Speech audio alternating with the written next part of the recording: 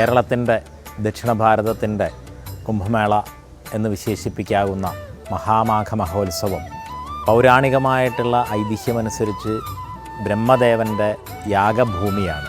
ദേശത്തിൻ്റെ രക്ഷയ്ക്കും ഇവിടെയുള്ള ജനങ്ങളുടെ അഭിവൃദ്ധിക്കുമായിട്ട് ബ്രഹ്മദേവൻ യാഗം ചെയ്ത ഭൂമിയാണ്. ആ യാഗം മാഘമാസത്തിലായിരുന്നു. അതിനായിട്ട് ഗംഗാദേവിയുടെ നേതൃത്വത്തിൽ ഭാരതത്തിലെ സമസ്ത തീർത്ഥങ്ങളും ചേർന്നൊഴുകിയിട്ടാണ് ഈ ഭാരതപ്പുഴ.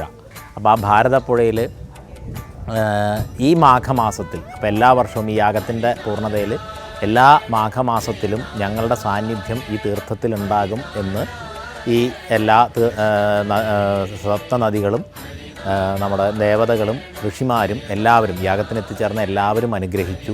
അപ്പം അതിനെ തുടർന്നാണ് മാഘമഹോത്സവം ഇവിടെ ആരംഭിച്ചത്.